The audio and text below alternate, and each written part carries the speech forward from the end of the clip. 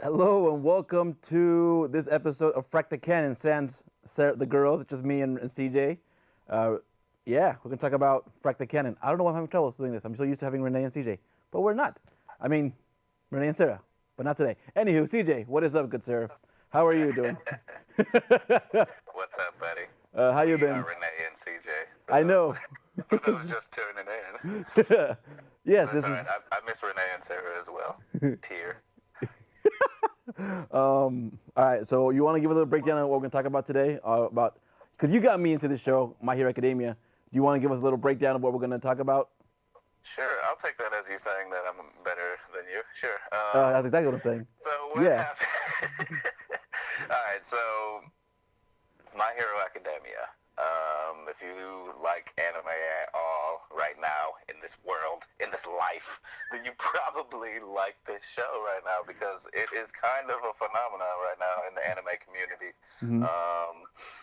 It's everywhere. The merchandise is everywhere. I wish I had my poster Me in too. grabbing shot because What is that? What is that behind you? Huh? What is that behind you? Oh, that's Spider-Man. Oh, never mind. That's not. No, Yeah, never mind. everybody knows I'm a Spider-Man fan. Yes, this is true. But no, My Hero Academia, it's just fun. It's a really cool anime, and that's what we're going to talk about today. I absolutely love it. It's like kind of the only thing right now that I'm watching on a weekly basis that I like have to see the new episode when it drops. And I knew that once I started watching this and once I started getting into it, I knew you, René, would love this show once you gave it a chance. But it took you kind of a minute to get into it.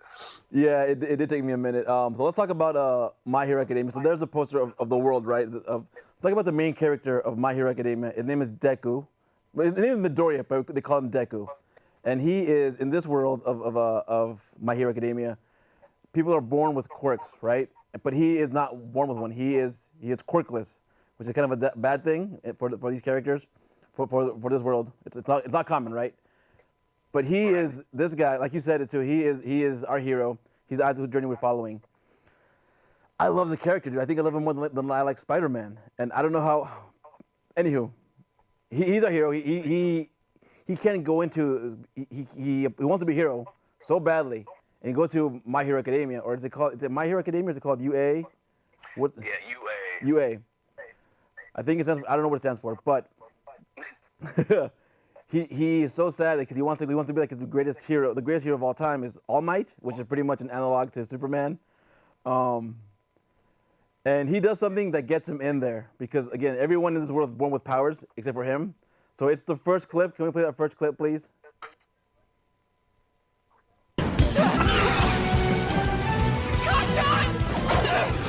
What the hell? Why are you here? I don't know! My legs! They just started moving! Alrighty, and I'm coming back. So CJ, we want to talk about that? What happened there? About Yeah. Okay, so René, you were trying to get at the idea that we love this character so much, and kind of why.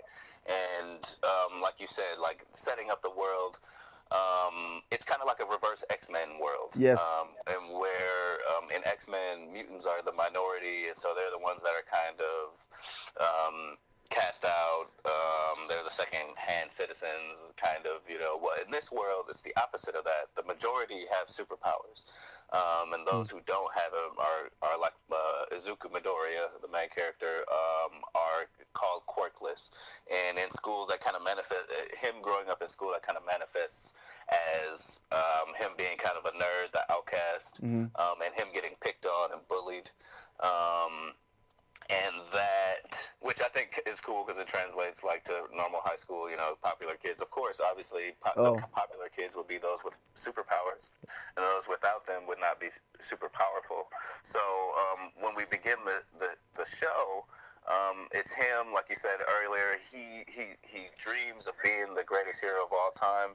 His biggest hero that he looks up to, because he's kind of a fanboy in that respect, a bit of a comic nerd, but they don't need read comics because they have actual superheroes.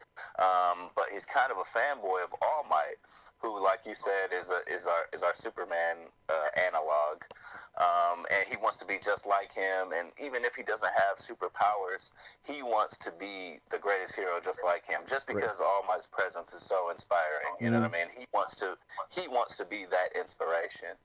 And in the chant, he meets All Might actually, and he meets All Might, and through a twist of fate, he discovers that he too can become a hero as well. What we find out is that All Might's power, All Might is like Superman, but he's also, he's a bit of a mashup. There's an element of like Green Lantern to him, in that his power actually can be passed on. And this is something that the greater world doesn't know, and most people don't know, because if they did know it, then All Might would be in a lot more danger than he is.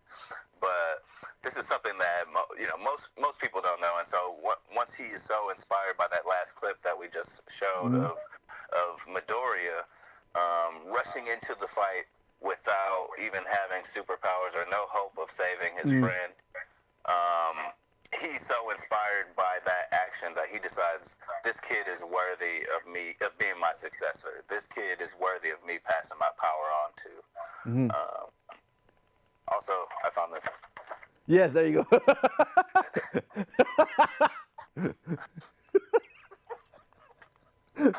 Okay. I'm sorry, that was just too great. Yeah, no, exactly. So we have another clip about that, but we might not show it yet. About, like you said, like you know what? Let's show the clip. I'll change my mind. It's the second clip, please. Let's show that one about All Might talking to Midoriya. There are stories about every hero. Their bodies moved before they had a chance to think, almost on their own.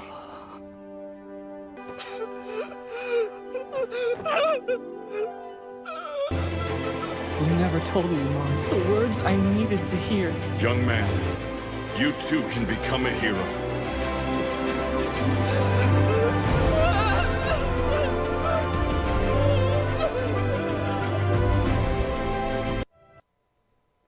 All right, there we go. So he wants to be a hero so bad. He wants to go to MA so bad that he started crying. Like he's like, I'm worthy. I'm finally my biggest hero.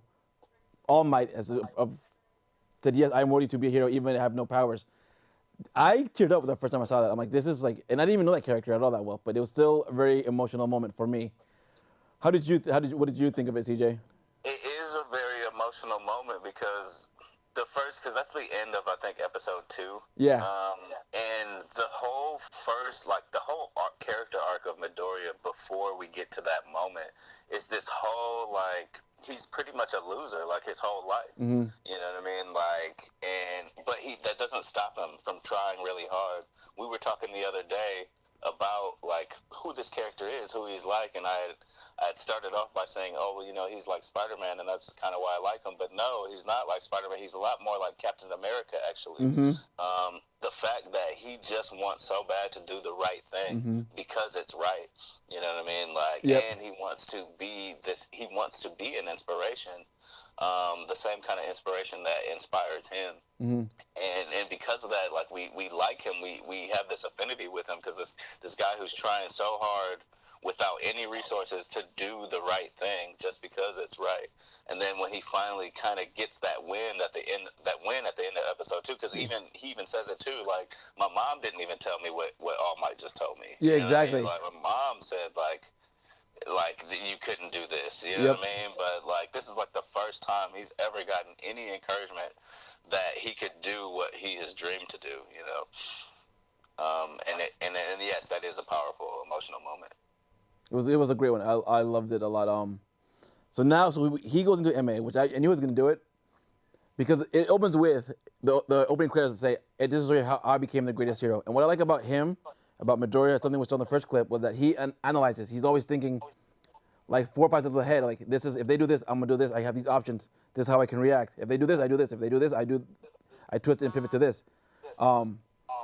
Especially working with, when he fights Bakugo, I think that's the third clip we have. Because Bakugo has powers. Can we roll that clip? if that's the right one. Look at those moves!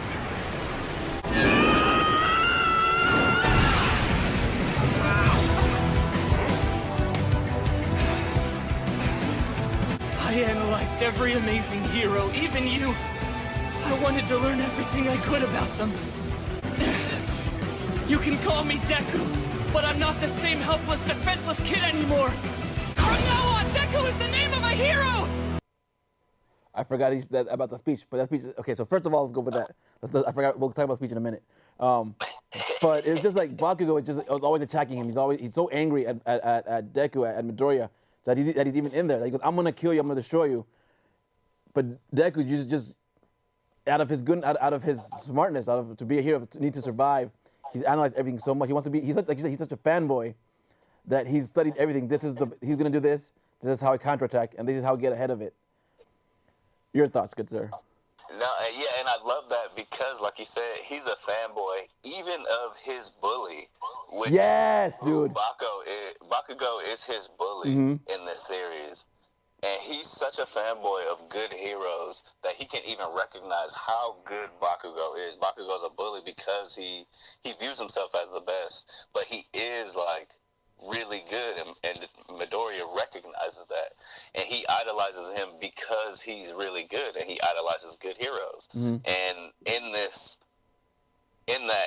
scene, in that clip that we had just watched, he's forced to face him. Of course, it's his bully, but he has studied how good he is and why he's good. You know what I mean? Like, and because he knows what he does to be good, you know what I mean? Like, he's able to circumvent his strategy, you know what I mean?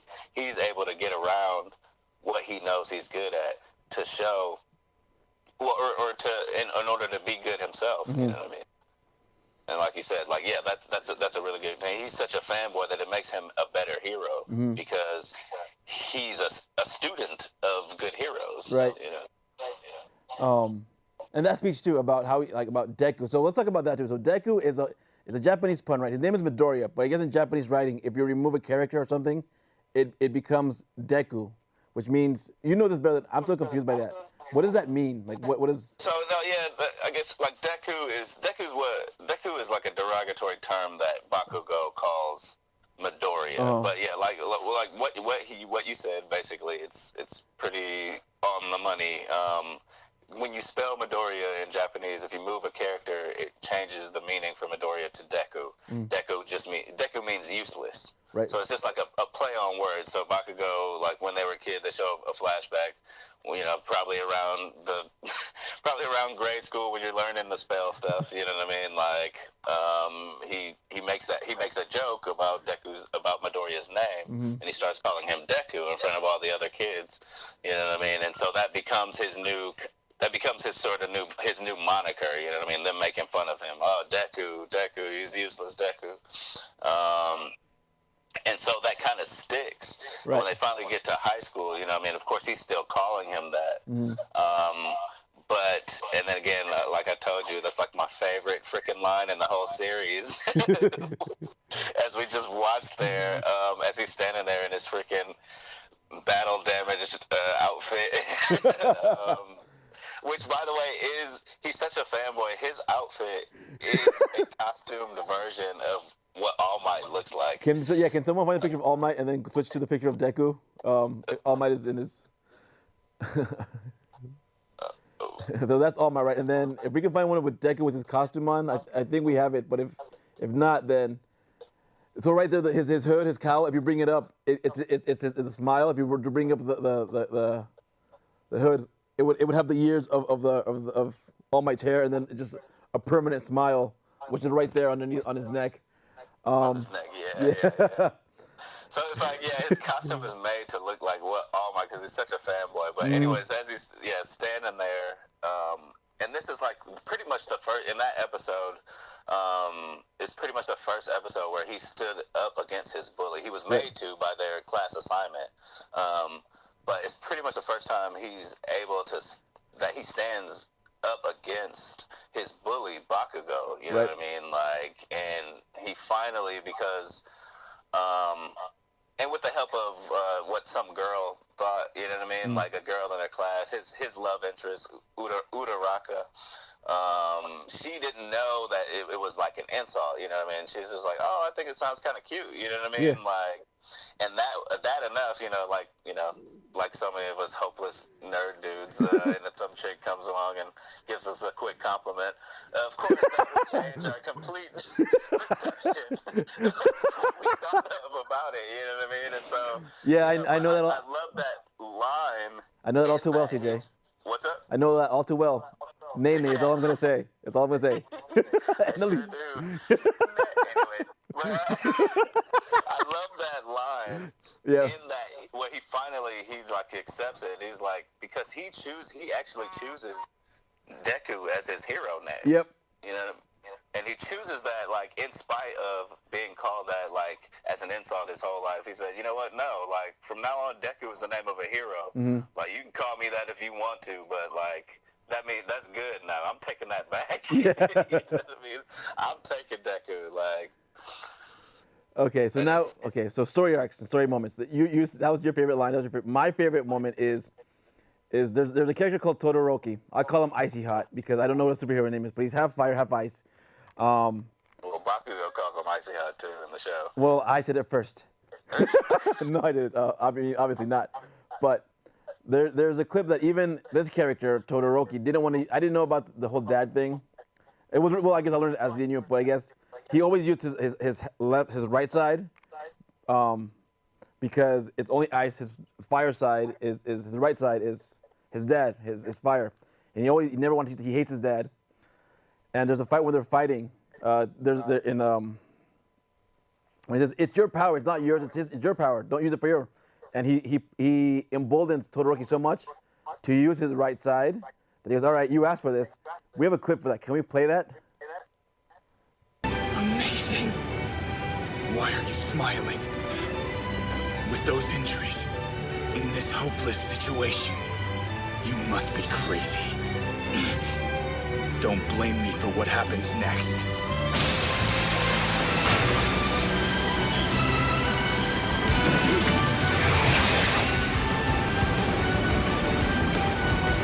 All right, someone said there's a girl. I don't know who said that, but that was. There are girls in this high school. It's not just an all-guy thing, but there are girls in this, and some pretty badass ones too. Yeah, there is. There really is. Like my favorite is Midnight. I like her a lot. But okay, that scene right there. You want to talk about you were the one that put, like I give you here's the one to choose, pick yours, and then I kind of stole it and took it as my own, but you picked it. You want to elaborate on? Whatever. I mean, I just chose it because it's an awesome scene. It's a great scene. Not because I felt like I needed to talk about it. Well, I feel like look, there are a lot of great characters in My Hero Academia. Todoroki is one of them, and you find out a lot of his backstory during this whole section, this whole arc. You know what I mean? There's like René was saying, kind of, his left side, he didn't want to use his left side because it represents his dad who has these fire powers. And his mother was an ice-powered hero. Mm-hmm. So, and they allude to like this kind of dark past that his father had, where he's like trying to create, rather than like, he's trying to create a powerful son, you know what I mean? So, like, he basically, being wealthy, kind of, you get the idea that he kind of, like, bought his mother's marriage. Yeah, you know like it was an arranged marriage. Like, he said, you're my not my son. He called him creation. And I found that interesting. Like, he didn't call, his name is Endeavor. We have a picture of Todoroki's dad. But he told him, too, he didn't call him son, he called him creation. I'm like, that is some really strong choice words to use right there. But yeah, so keep saying. I'm sorry. I want to. Right. No. Yeah. Like he sees him as a creation, as his work. Yep. You know what I mean? And because of that, like, total. And there's this huge falling out between his mom and his dad. You know, his mom went to like a mental institution, and so like he's kind of like this classic teen who hates his dad and doesn't want to talk to him or be around him and stuff. Yeah. You know what I mean? Like this kind of emo kind of teen. You know what I mean? Like. but like all of this kind of comes out, and Midoriya being the altruistic hero that he is when he's fighting him, he's trying to get him to move beyond that because Midoriya is like, look, I'm working so hard to be the greatest hero ever, and you are sitting here trying to tell me you are just gonna win this half-assing it. Like, no, like we all working hard. Like this, just because you don't like your dad doesn't mean you can't use this quirk. Like, you know what I mean? Because, like you said before, Midoriya had figured out his weakness, and it had to do with him only using one of his powers during the fight. You know what I mean? And so he was sitting there telling him, like, no. And it's that, and that is one of my other favorite lines in the show when he's just like looking like, it's like, what are you, crazy? Like, you're barely standing there. So here's one thing we didn't say about Midoriya, which I found awesome, right? In the first, like, season and a half, Midoriya is still getting used to this supremely powerful power that he got, right? So as soon as he gets this what's called the one-for-all power, right? And that's this transferable power that All Might had. Midoriya is the, what is it, 8th? I think he's 9th. Or the 9th? I think the 9th, yeah. 9th, yeah. Midoriya is the 9th holder of this power that's been passed down from different people. And before his body can get used to it, whenever he uses this power, it actually breaks his bones because it's so powerful, and his body's just not used to it. So, like, when he's fighting Todoroki or Icy Hot, when he's fighting him in the beginning of that little clip that we show him, he's like broken. You know, his arms are like broken and his fingers are broken. And Todoroki says some line to him like, what are you, crazy? Like I'm gonna destroy you. Kill you, kind of. Yeah. You know what I mean? And Midoriya just says back to him like, do it, pretty much. Look at me, Todoroki. You haven't laid a finger on me right now. Like, and he's sitting there. He's got 2 broken arms and like 4 broken fingers, and it's like, you haven't laid a finger on me. Like, come at me right now. Like, you know what I mean? And I just love that line too. Like, because he's breaking himself. He's like, look, every pain that you see that I have right now, I've done that to myself. You haven't done anything to me. You know what I mean? You haven't even touched me. So we're running short on time. Like, so overall, the heroes are great. The main characters are great. The villains are interesting to say the least. But let's talk about the big one. There's 2 villains I want to talk about if we have time. Hero Killer Stained, and then All for One. Can we show that clip, please, of the last clip? The word hero has lost all meaning in this society. The world is overrun by fakes and criminals like you who chase betting dreams. You must all be purged. Come on! Just try and stop me, you fakes! There is only one man I'll let kill me. He is a true hero. All Might is worthy! Alrighty, so let's talk about that for a minute, because he was the most, out of all the villains I've ever seen, he is the most that, like, no, he's not doing it out of, well, he's the one that's like, no, the society is wrong, and you heroes, I'm killing you guys because you're not worthy of being heroes. You use that name in vain. Only All Might is worthy of being a hero. What was your thoughts on that, CJ? I think it's awesome. That's actually my favorite arc so far. Me too. Yeah. In the entire series, it happens in season 2, right after the UA arc, and it kind of leads right into it, and it's so telling about their world as well. You know what I mean? Like, because when they started, they talk about, okay, hero is a profession, right? Like, when you think about the idea of what a hero is today in our continuity, right? IRL. When you think about what a hero is, you're not paid for a hero. You might be paid for your job if you are a hero, like a police officer or a first responder or something like that. You might be paid for that job that makes you heroic. But if you are a hero, that means that you go above and beyond what you do in order to save someone, right? You know what I mean? But in this world, hero is a profession. You know what I mean? It's something that you can actually go to school for, something that you get hired to do and get paid for. So I can see where that person is coming from. Right. Like, when they look at that, like, this is a perversion of the word hero. You know what I mean? And it's a very interesting take on that. No, No, I'm like, you make very good points. Killer, hero. No, I liked him a lot. And then there's let's talk about, you know what, face on hand guy. I don't know his name. But let's bring up that. There's a picture. Tomura Shigaraki. Okay, so we gotta pick it one more time. What's his name? Tomura Shigaraki. Okay, talk about him because you understand his thing more than I do. I'm still like, I don't care. It's not that cool. I don't care. Wait, what thing? What thing? About He's cool. his All right, so Handface here. Yeah. He is. I like Handface because he just looks cool. To be honest, like when I first saw him, like I just thought, like, okay, I've never seen any character that looked like this. Some guy who has like disembodied hands grabbing him. Yeah, this is so this is so weird. I'm like, what is this? It was very Japanese to me. I'm like, what is this? More in season 1, he had more All over on his him. body, yeah. Yeah, he had more on. And see, in the later season, his later appearances, we've only seen the one. But yeah, in season 1, he had more hands on him, just these disembodied hands, and it's so creepy. Like, but it looks kind of cool too. Like did these hands once belong to people? I can only assume they did. That was my only. Yeah, me too. But that's his thing. So we're out of time, CJ, unfortunately. But this was one of our good ones. We should do more anime episodes. I'm next gonna bring my sister to see if she wants to do one. So next episode, Venom. I'm assuming. What do you think?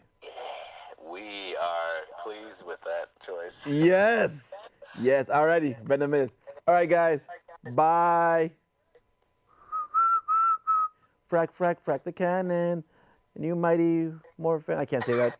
Frack the Canon. Ah, frack the Canon. Frack it real good. I have to take that out. I was trying to think of the freaking riff, the guitar riff. That'd be great. I'm also doing that. Fracking the cannon.